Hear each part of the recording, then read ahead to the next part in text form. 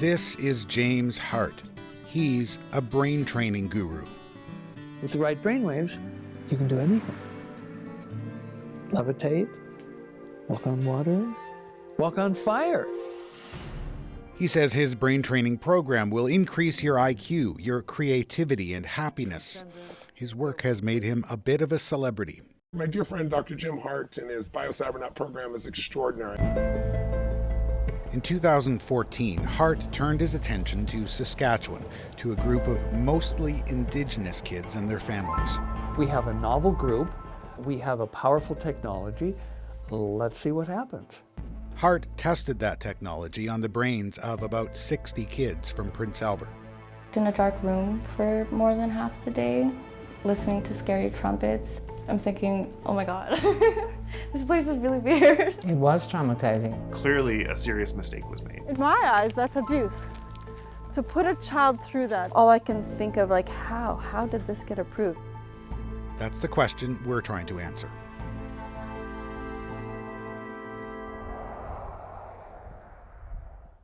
Welcome to Biocybernaut.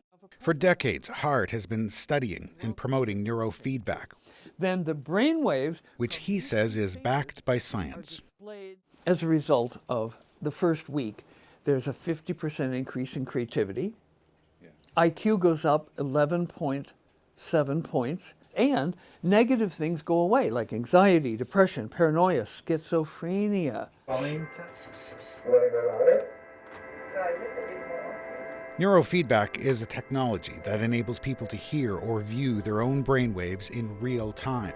Practitioners like Hart say it can help people detect and fix their faulty thinking patterns. Hart has his own patented version of the technology. I'm the inventor, the creator of the technology. You want to listen to the tones. His innovation is intensity. He says in just 1 week, his approach provides the equivalent of 21 to 40 years of Zen meditation. For hours a day, people are all alone in a tiny pitch-black room, listening to their own brainwaves.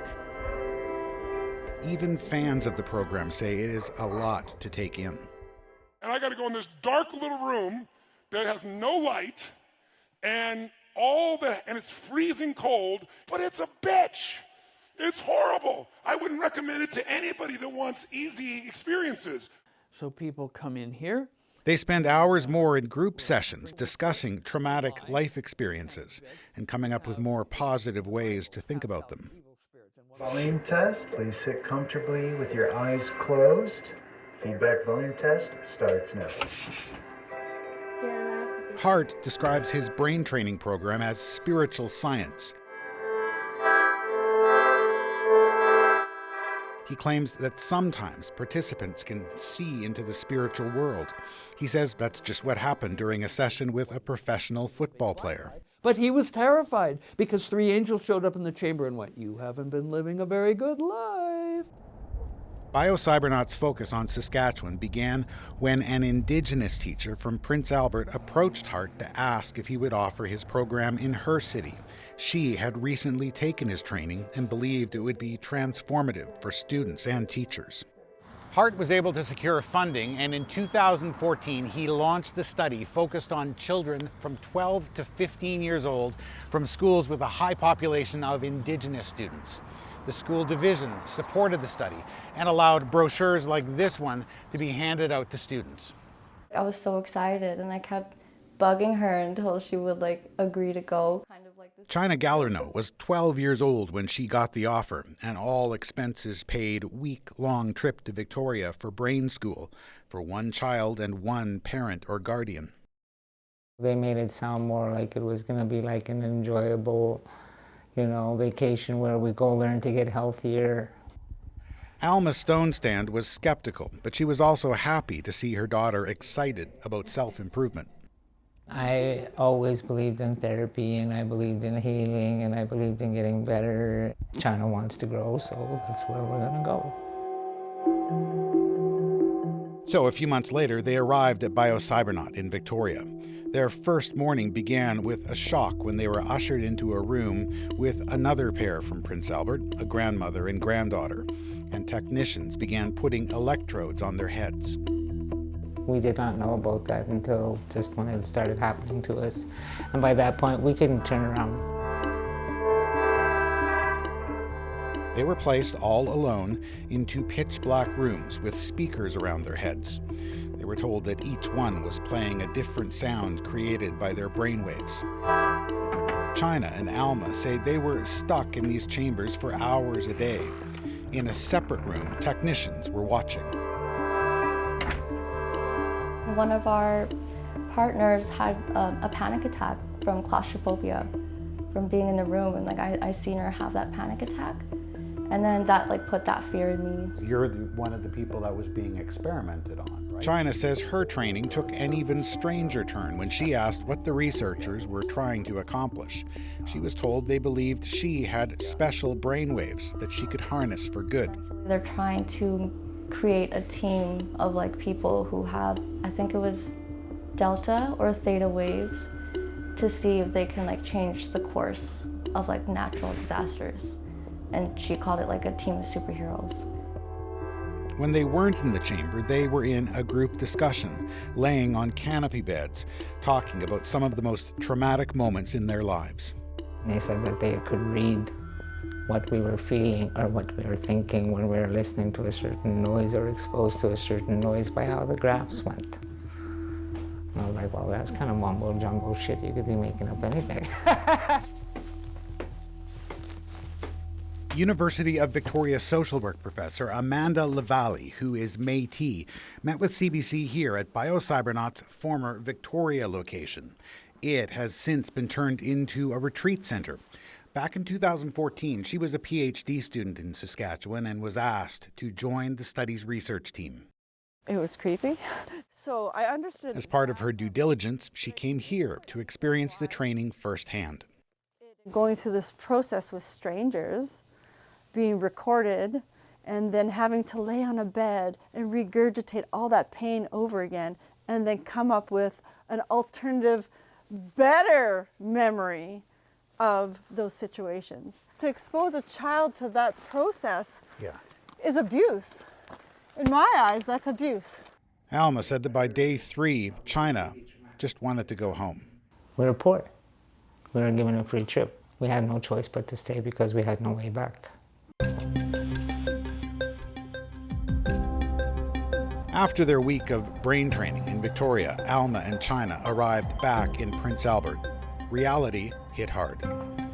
They had hopes the world was going to change around them, or they'd be able to make these changes in the world, but the world still sucked. She says after the program, life seemed to get worse for them and others who took part. I got 6 people in mind. We all digressed after that, and I don't know if it was because of the program. Have you noticed? Neurofeedback practitioner Annette Rogel says side effects like anxiety, depression, and dissociation are possible. Neurofeedback is a strong tool. It's a strong treatment modality, and it does change the brain. We gear for improvement, but it can cause adverse reactions. Rogel says while neurofeedback can be very effective, she says several things about Hart's methodology concern her. While his neurofeedback sessions run hours a day, her research shows children can only handle a few minutes. We started with 30 minutes and we saw that it was too long. And we started shortening the sessions all the way to 6 to 10 minutes. And the learning curve and the impact of the neurofeedback was much stronger, including much less adverse reactions. She also says neurofeedback practitioners should be in the room when treating clients, especially children. To keep a child all by themselves with this schedule, for me, it's not acceptable. Much of the first 3 days, we tell people, is just learning how to learn. Hart says it's laughable to suggest that neurofeedback can accomplish anything in just a few minutes, but he does say that he limited the treatment to just 2 hours a day for this study for the sake of the children. And he points out that his staff carefully monitored participants. CBC also asked Hart about the concerns raised by Alma and China, but he didn't reply. Back in 2014, just as the study was getting started, Amanda Lavalley was asked to join the research team. But after she experienced the Biocybernaut training, she said no. I didn't want to be part of that project because I thought it was whacked, for a simple term. It was bonkers. She says she's shocked that a research ethics board approved this study. Lavalley says ordinarily proposals go through rigorous evaluation, especially if they involve Indigenous children. So all I can think of, like, how did this get approved? That question is at the heart of CBC's investigation. Our search took us on a winding path that eventually led us here, to the University of Regina, and to this crucial document. This is the research ethics application, and what's most interesting about it is what's missing from it. Clearly, a serious mistake was made. Medical historian Ian Mosby says the ethics application failed to describe what would actually happen at Brain School. That is totally unacceptable. There's no description anywhere in the REB application that actually talks about what that is. But it's actually the heart of the experiment. He says there was a consent form, but it was not adequate. You can't have informed consent without information. The people who were subjected to this research didn't know what they were getting into. And that's a huge problem. The University of Regina refused our request for an interview, so in an email we asked why it approved this study. The university said its research ethics board actually only reviewed a small portion of the study relating to a questionnaire for the project. The university says that it did not review Biocybernaut's methodology. That's pretty surprising. Stephen Hopshin-Can says even if the University of Regina was just involved in a small portion of the study, it was obligated to ensure that the entire thing had received ethical review. You can't just say, well, we're just looking at this small part.